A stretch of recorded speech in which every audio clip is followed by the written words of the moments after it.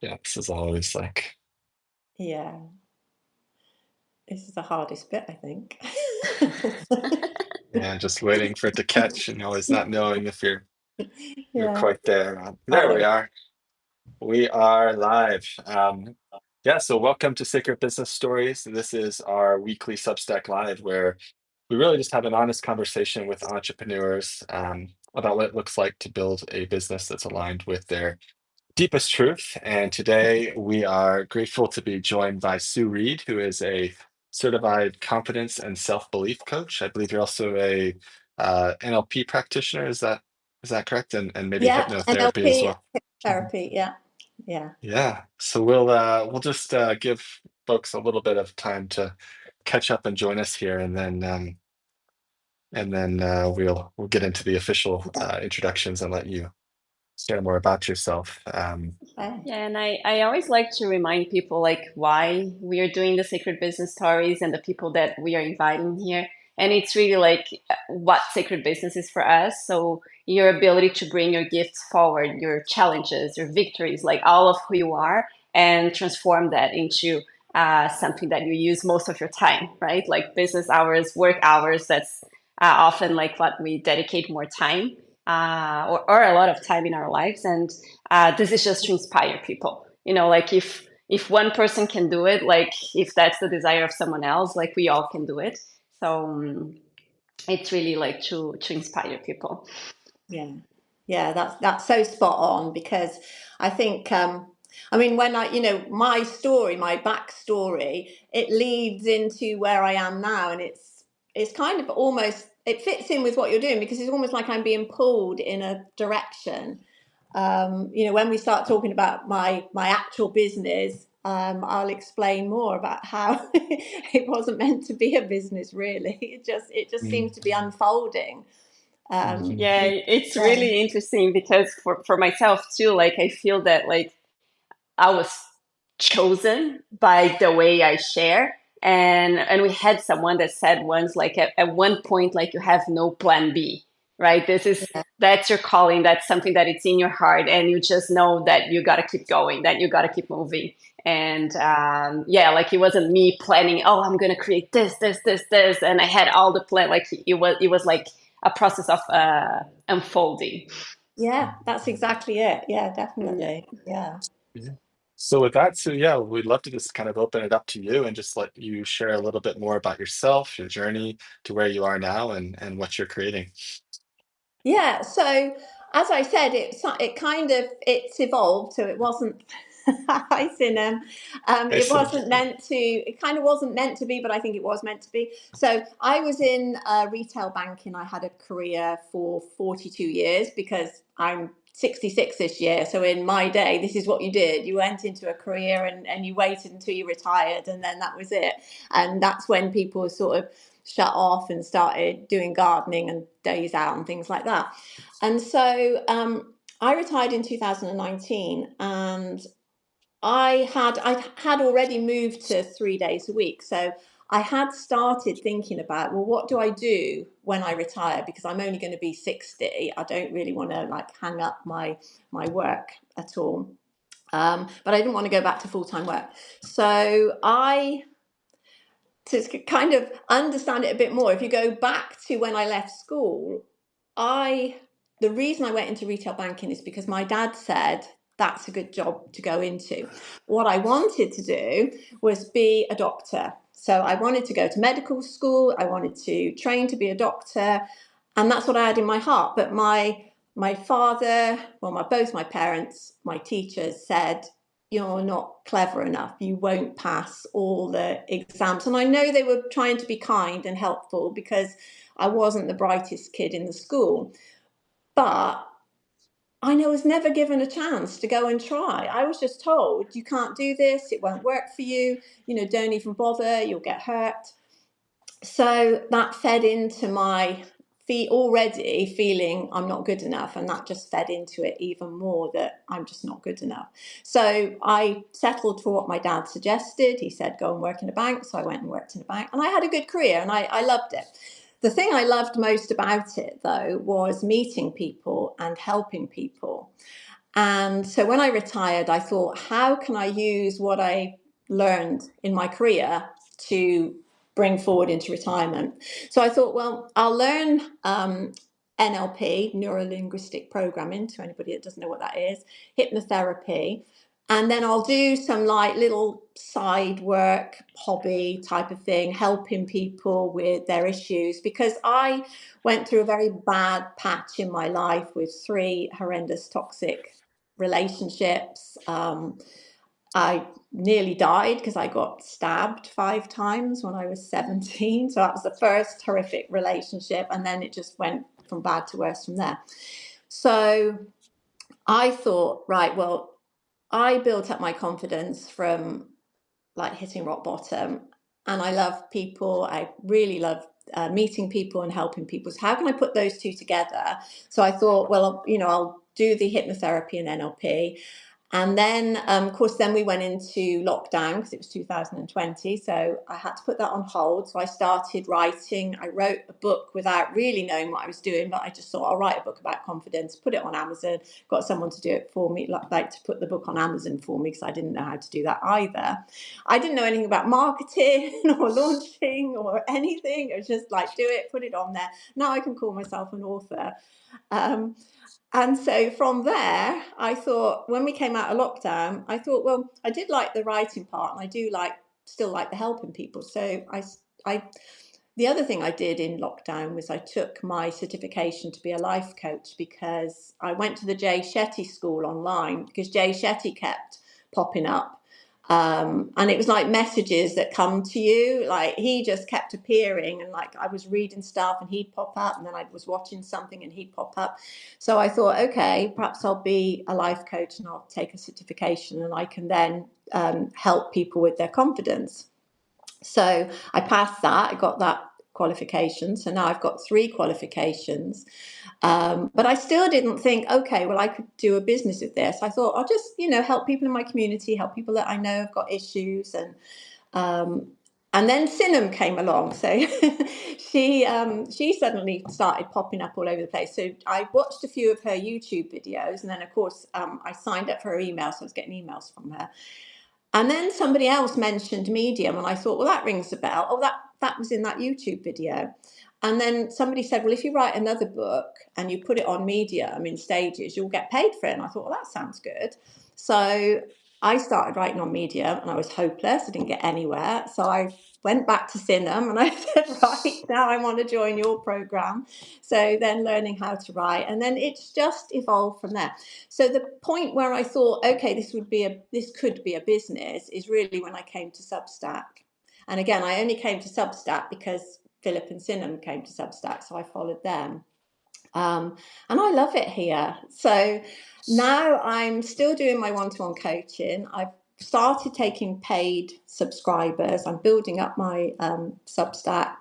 I'm doing lots of lives, as you've noticed, and I'm now starting to do. I'm writing my first online course. So, and that's with Yari, who is also part of Write, Build, Scale. So they've had a huge impact on what I've been doing. So yeah, so you can see how the business. It was never a okay, I'm going to start this coaching business. It was just evolving, and it just feels like I really feel now that I'm on the right path. Yeah, that's really awesome. And like your story, like I would love to hear from you. Like you stopped working and then you kind of like fulfilled your daughter's role in a way. Your dad told you to do something and then you accomplished and like, Yeah. you did it. But when would you say that the turning point was for your confidence? Because before it was like people telling you that like, oh, you're not like the brightest kid, like you cannot do this, you should be doing that, and you kind of like follow that path. And was it like when you ended your job, like did you feel confident like way before? Like how was that for you? Yeah, so it's funny because I was a shy girl at school, and I didn't really like school very much. I was desperately trying to fit in, but I think probably my mum had mental health issues. She had postnatal depression. I can see that now. I didn't realize it at the time, but she had it after my younger brother was born. So I was 8 then. And her mum had died. My grandmother died while she was pregnant. And I think it really hit her hard. And after that, she was never the same. And I think I felt unloved. There were 4 of us, and I think all 4 of us really didn't feel loved after that. And so when you don't feel loved by your parents, you go looking for love. And this led me down these bad relationships. And so I didn't have much confidence. I was very shy. I was never taught about values and boundaries. So I was just like trying to fit in somewhere and not quite fitting in.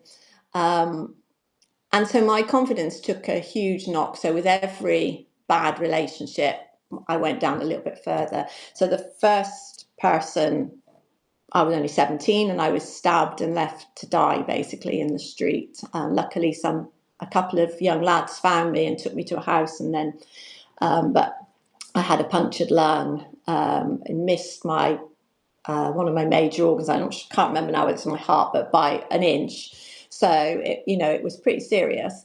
And then that made me think I need to be careful about who I next meet.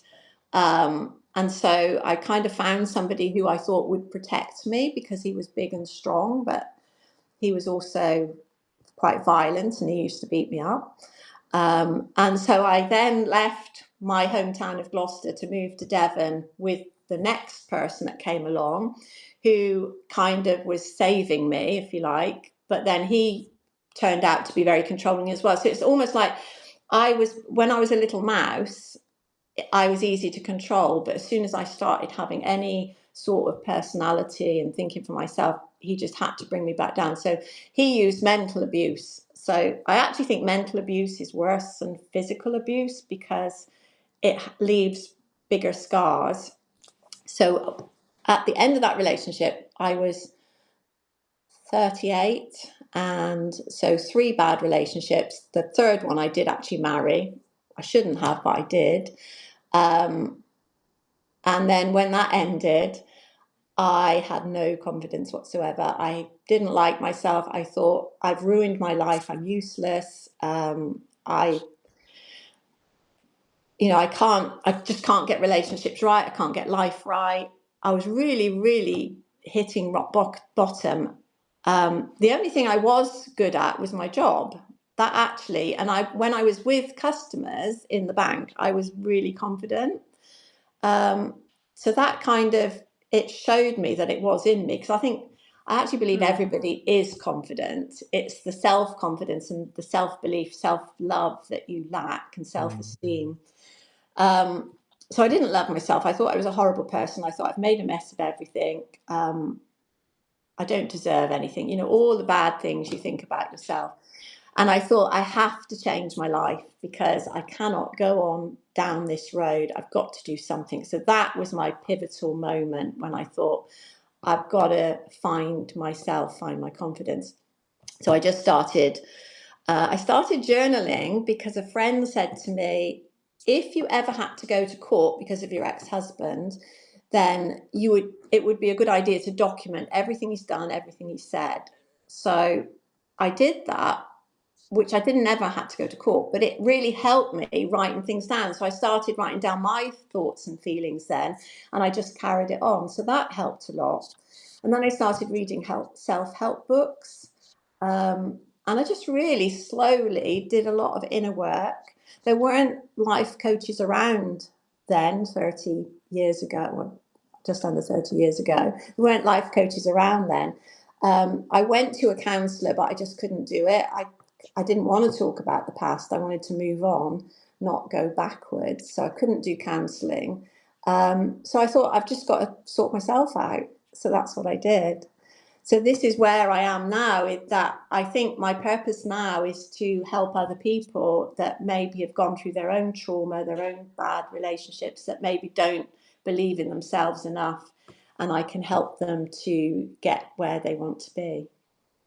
Yeah, I love what you share about like that you felt confident when you were working, and the fact that like, oh, I believe that everybody is confident and it's something that resides within us, and I truly believe in that. And sometimes like if you could just and that's like an exercise that sometimes like I do for myself. I'm like, if I'm confident, like I don't know, like at the gym, and then I'm not confident when I'm talking like in public. Can I just remember myself at the gym Yeah. and bring that energy? Because if I can do that there, it's a feeling. I could do that anywhere, right? And if I change my perspective about what the situation is, and I feel that like sometimes people think that it's separate, like the confidence is something that it's out Mm. there that you need, like, you know, that comes from some sort of thing that it's not in here. And I believe that it can be built up in a way, but naturally something that it's in us. So thanks for Yeah, I sharing mean, that. It's really yeah, powerful. if we weren't confident, I don't think we'd ever get anywhere. We wouldn't even walk out the door in the morning. We have to be confident. Yes. But what we get confused, confidence is a very misused word. It's that we don't have like self awareness, we don't have self belief, we don't love ourselves. These are the things that we're lacking. We don't think we're worth knowing and worth loving. This is what we need to build up. So this is what I'm trying to show people and help them with. Hmm. Yeah, I love everything you've shared so far. So that actually connects well with kind of the next line of question we have, which is something we often talked about with our audience is that it's perfectly normal to kind of feel fear and resistance coming up, especially as if you're choosing to step into something meaningful, into something that feels really connected for you. And so, yeah, I'd love to ask you, as you've embarked on this journey with your new work, like if you could maybe think of like one area where you experience this fear of resistance coming up, Mm. and maybe how you work with that, and keep yourself moving forward, because I think this could maybe help others who find themselves, in a similar Definitely. situation. Yeah, definitely. So, going back to when I was young again, the main person that told me I wouldn't be able to be a doctor was my father. So, and I know now he did it for my own good. He was trying to protect me and make sure I didn't get hurt, but he was also trying to motivate me to go down a different path, which worked. But that feeling of not being good enough, I felt, I think, all my life. And this came out when I was doing my coaching certification. We did observations. So we coached other students, and then the supervisor would observe us and feedback. And one of the things she said to me, the supervisor, was, "Why are you still trying to prove yourself to your father after all these years?" And that hadn't occurred to me before, but I think all of my life I've been trying to prove that I am good enough.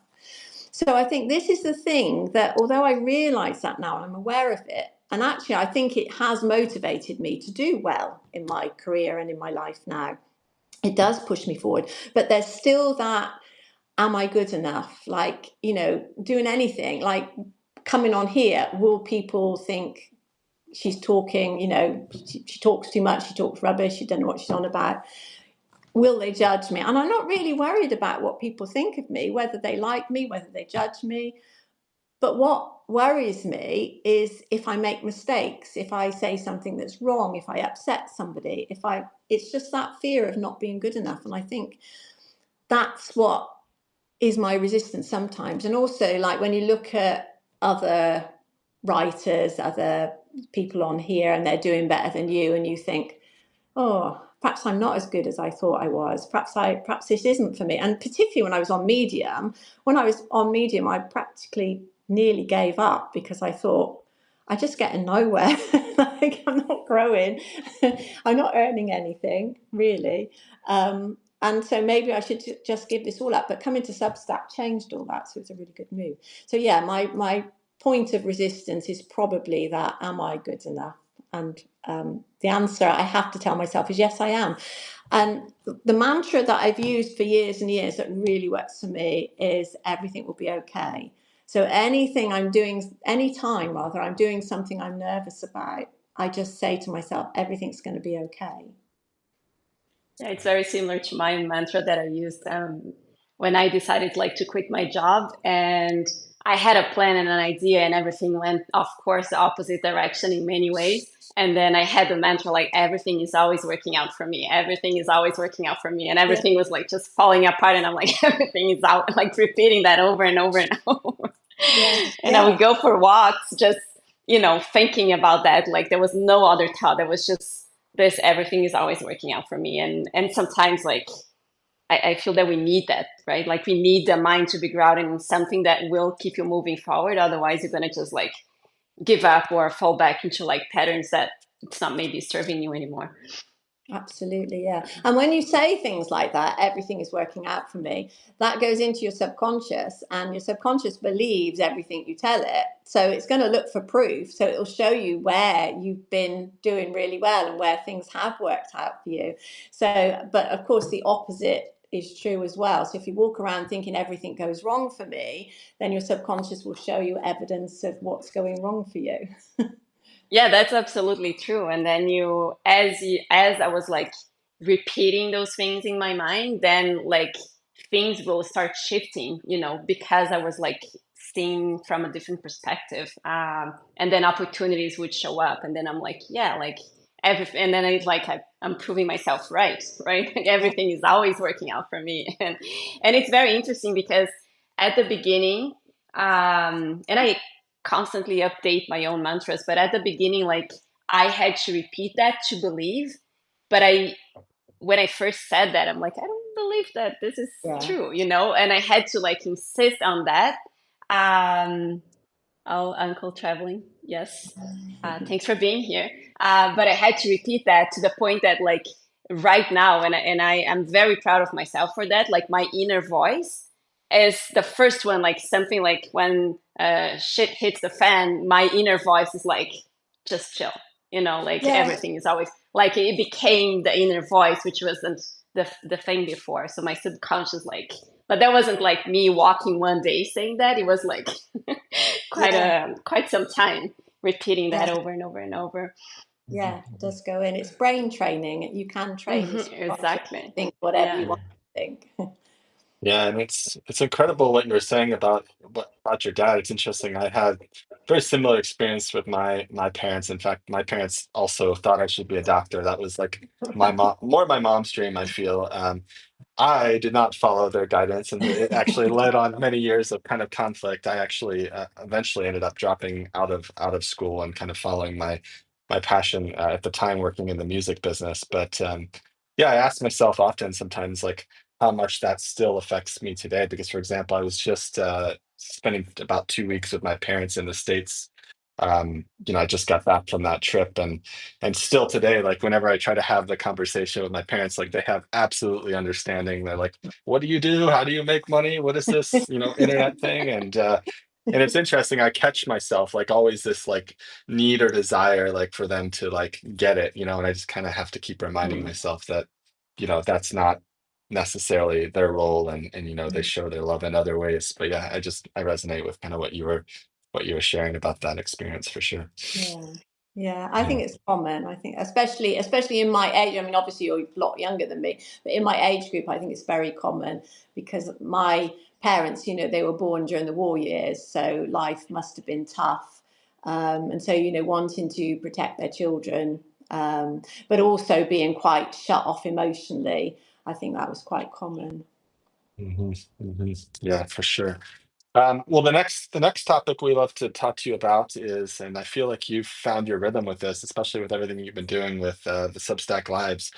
But I know what a lot of people struggle with as they kind of try to step into their meaningful work is how to create these authentic, meaningful connections online, and to really allow themselves to express their message. And so I would love to just like ask you kind of any thoughts around how you view or approach connection, and yeah, what any advice you might give to someone who's maybe struggling in that area, and really feels like they have something that they'd like to offer more consistently Yeah, online.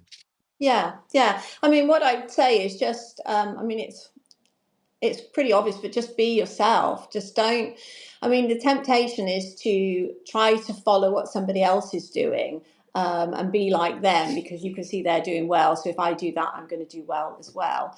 And that won't work because trying to be somebody else will only work short term, um, because your natural self will come through. And particularly if you don't believe in what you're doing, that will show through, and people pick it up. They don't realize they are, but it's that aura you're giving off that I'm not really sure of myself. So be yourself. Um, I mean, I just love connecting with people. I love getting to know people. So if you are naturally curious, I mean, even if you're a shy person, even if you don't, normally approach people, it's easy on here because all you've got to do is comment on what people are writing about. Just give your view. Don't just go, oh yeah, that was great. Just put some comment on something they've written, and pick out a few people that you do like, and perhaps try and comment on everything they do, because then they'll notice you and they'll probably have a look at you and think, oh, who's this following me? Just be honest, be friendly, be kind. um, just reach out to people. Just get yourself known.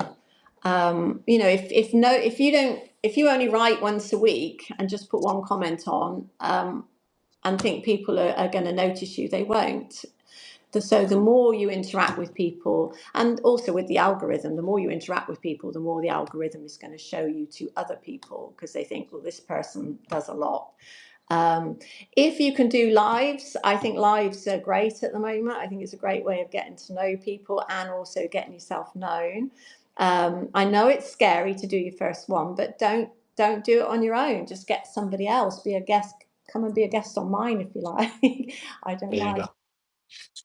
Yeah, I mean, and I think I've shared this already, but like I've historically and for a long time struggled with kind of the on-camera video sort of thing, and that's in a way like why we chose this format, because we knew we really wanted to create something that created connection. I knew that I wanted to keep moving through that resistance, and this felt like a nice way to do it, where you know have to show Yeah, up and speak and talk, but also the focus is more so on you, right? It's like sharing yeah, your story and your gifts, and so I feel that people can find and that's kind of to the point that not to follow what everyone else is doing. People can kind of find the format that works for them, whether it is video or some other format. Yeah, so I love yeah, that. Yeah, Yeah, like yeah. I really see the Yeah, difference when you see people, right? Like there is a natural connect, like you can, and I love what you said about like you comment and then you interact, but there is a different connection when you talk to someone. And I feel that in this online world, because before, like you would only interact with someone if you met them. So we had to be like in person, you had to be seeing each other to mm, connect. And right now, like there's many different ways you can connect through email, and maybe you will never meet that person. And then you have like how often, like there was someone not long ago that I was reading his stuff, and then you create this image in your head, and then when you see the person you're like, oh my gosh, it's not. right. Yeah, Yeah. And then it's just interesting. And I feel that like even for our network, when people connect, like they've been in this community for a while, whatever, and they've been interacting, but when you put faces, like there's something natural that happens, that you engage in a different way. Like I don't know if it's like a what type of connection it is, but when you put faces, like everything is different. And I yeah. love the live show. Yeah. It's strange because you feel like the people you meet are your friends. Like if you're interacting with them a lot, they're your friends, but you'll probably never actually meet them in person. And even if you do, it's probably only going to be once because they might live in another country. But you still feel like they're your friends. So it's a new way of creating friendships, I think. yeah. It's Yeah. so much. It's so much fun though. Like, Yeah. so we got to know, and you may know her. Do you know Claudia Faith? She's pretty Yeah. active here on Substack. So she's actually, we met her on a live like this. She came on Sacred Business Stories, and she's actually traveling in Brazil right now for about a month or so. So we're hoping, I need to follow back up with her because I just got in town, but we're hoping to meet up with her in person, which I think would be so cool because it's kind Yeah. of to your point, like these things can take on a life offline, and I feel very similar. Like we've been meeting such incredible people on Substack. It's been a really beautiful thing. But I wanted to ask you a follow-up question, Mhm. kind of around your process and what you're sharing about doing the lives and coming. Like, everyone's a little bit different to this, but do you kind of follow any sort of structure to how you approach those activities, or is it more just kind of spontaneous, kind of following what you're feeling connected to in the moment? Like, how do you approach that with your Substack these Yeah, I days? mean, I work with my intuition a lot, and I think this goes with that feeling that I'm being pulled in a direction because things seem to like download in me. So, I like when I do my coaching, one-to-one coaching, I'll just come in with a blank page. I don't have any set questions to ask. I just say like, talk to me. But as I'm talking to people, the next question comes to me. So it's just pure intuition. The same when I used to do podcasts before I came to Substack, but I thought, well, lives are a lot easier because I don't have to edit them. But so the questions just come to me. So I don't have any format. It's a natural conversation because if I said, right, I'm going to ask you these 6 questions, I mean, your style is great because it's just a template. You're not actually asking me the question where you are, but it's easy the way you do it. But if I were to ask people a set of questions, I'd just forget to ask them. You might have noticed I go off at tangents. I forget what you asked me in the first place. So I'm not very good at structure. I just tend to follow my gut and my intuition. Very nice. Very nice. Um, well, that's essentially all we had. Caroline, do you have any other questions? I was going to ask if there's anything. This is a question I never asked before, but I felt compelled to ask you, which is there anything we should be asking you about that we haven't touched on that you would feel Okay. called to share while we're here? That's exactly what I used to ask people at the end of my podcast. So that's obviously been transmitted from me to you because I was There you talking go. about Yes. I've, I've asked that a couple times in other contexts, but I've never asked it on one of these lives. On So a yeah, live, there's never. something there. Yeah. I don't know. I guess you could ask, what does the future hold? I don't know what that actually will look like, but what I've got in mind is I want to. I mean, I'm 66. I'm not gonna stop work until I have to. I do have this goal of living a long and healthy life, so that is part of the plan as well. Because if I want to live a long and healthy life, when I say long life, I'm talking past 100. But I want to stay in my own home. I don't want to have somebody looking after me. I want to do it myself. Apart from maybe the odd thing that I need help with. But so I want to live a long life. I want to have a really good standard of living, and that will need to be funded. So the money I get from my pensions and savings isn't going to last forever. So I need to earn money. So this is why this business does really need to evolve. Um, so the future for me is keeping my health, looking after myself, and I want to build a business where I can not have to work too hard, which I know that's what everybody wants. So writing, I want to write more books, but do it properly this time with the knowledge I've had now. I want to make online courses. So I'm starting one, which hopefully will be out in June. So see how that goes and then build from there. I want to carry on with the one-to-one coaching because I love that, and I've never done any group coaching, so I thought maybe I'll do some of that. So that's how I kind of want to build my business up from here.